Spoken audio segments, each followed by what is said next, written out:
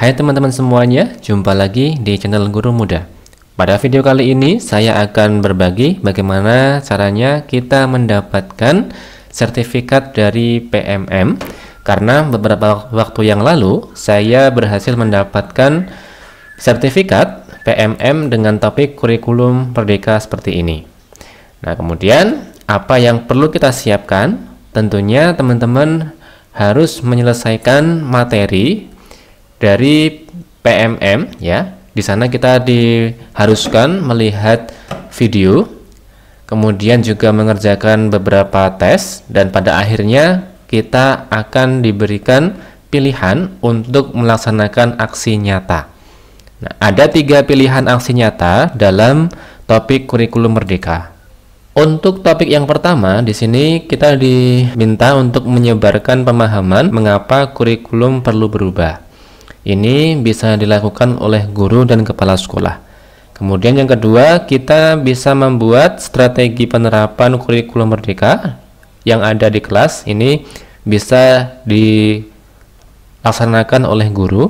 Dan yang ketiga, membuat diskusi kelompok terarah atau FGD terkait kurikulum merdeka, yang ini bisa dilakukan oleh guru dan kepala sekolah. Nah, dari ketiga ini, saya kemarin memilih aksi nyata yang pertama, yaitu menyebarkan pemahaman mengapa kurikulum perlu berubah.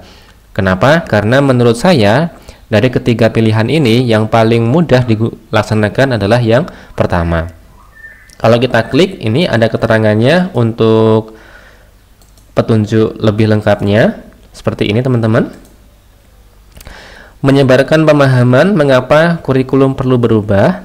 Ini kita diminta untuk merancang bagaimana rencana penyebaran pemahaman ini, gitu ya. Siapa sasaran kita, apakah guru, orang tua, ataukah murid, dan lain sebagainya. Kemudian kita intinya diminta untuk membuat semacam presentasi ataukah video atau poster, gitu ya, dengan cara yang efektif untuk sasaran yang akan kita ajak untuk berdiskusi itu. Nah, kegiatan ini dapat dilakukan secara luring atau luar jaringan maupun daring atau dalam jaringan. Sehingga Bapak Ibu, jika tidak ada waktu di sekolah untuk menyebarkan pemahaman ini, maka bisa dilakukan secara daring, begitu ya. Bisa menggunakan Zoom atau Google Meet, begitu.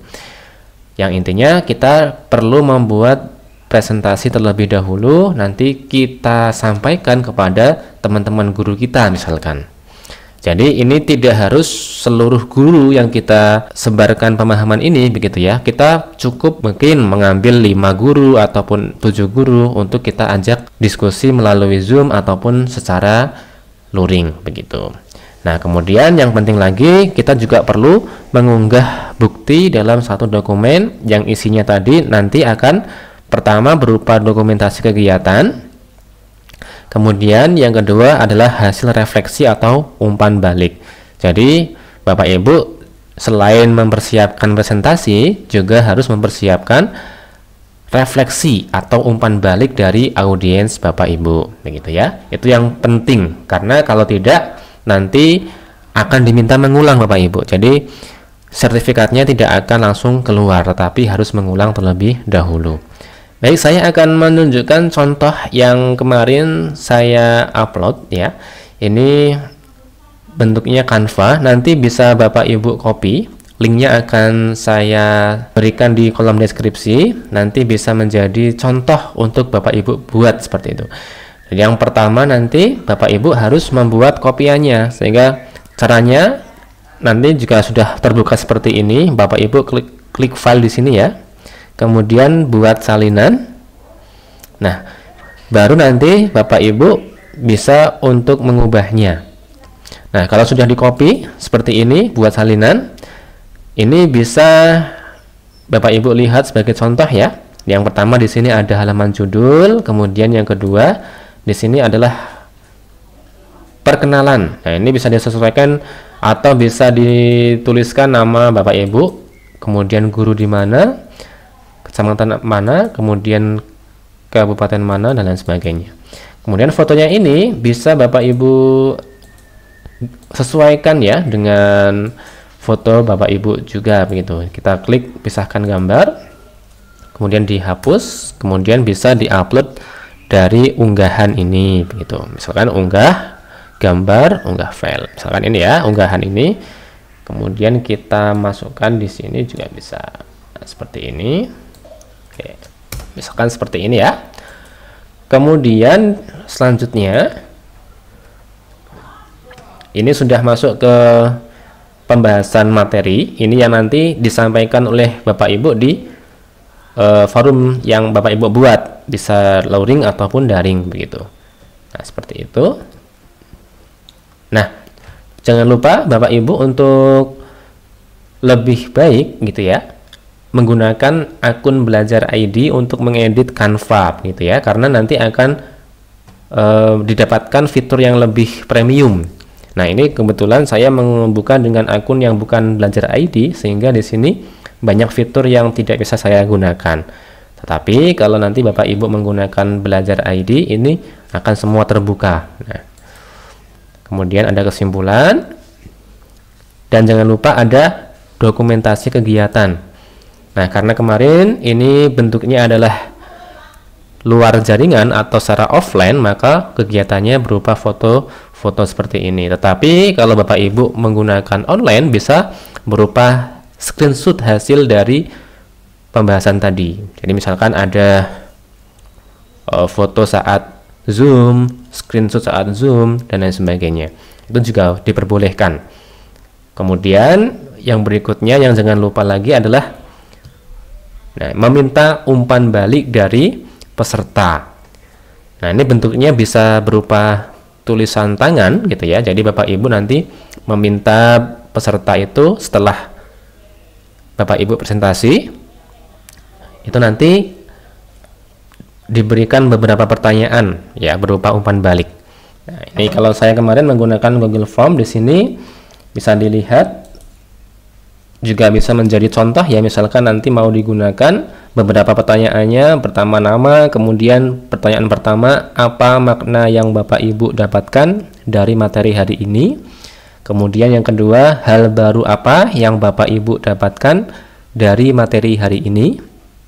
Yang ketiga, bagaimana perasaan Bapak Ibu setelah mempelajari materi ini. Dan yang terakhir, perubahan apa yang Bapak Ibu akan lakukan di sekolah atau kelas setelah ini.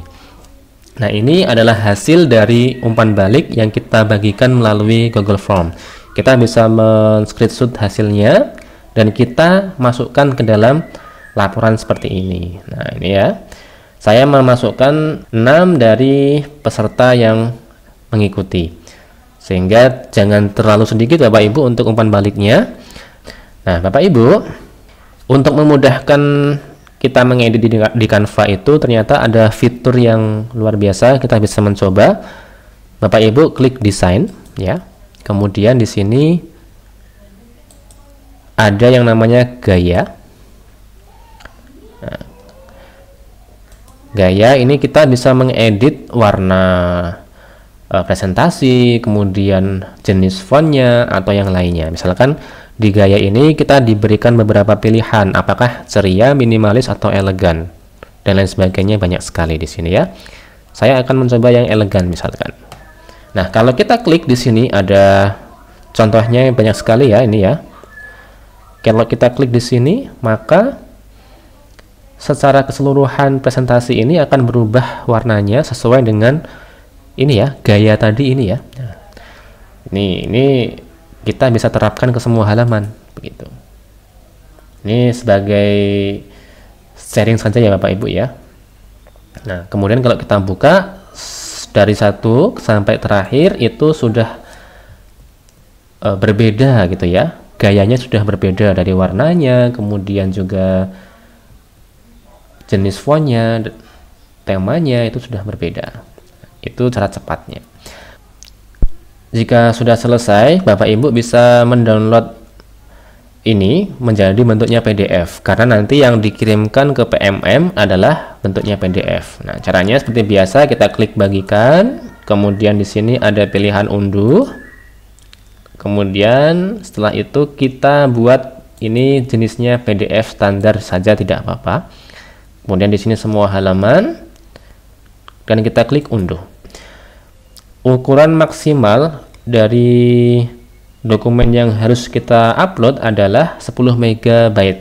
Jadi kalau ini tadi saya lihat ukurannya masih 5 MB, artinya masih bisa kita upload gitu ya. Tetapi kalau nanti ukurannya itu adalah lebih dari 10 MB, maka kita harus mengkompres dulu atau mengecilkan ukurannya dulu, bisa melalui I Love PDF ya. Ini bisa kita kecilkan ukurannya di sini. Nah, di sini ada yang namanya kompres PDF. Nanti Bapak Ibu bisa menggunakan ini untuk memperkecil ukuran dari tadi yang kita download tadi ya, PDF tadi.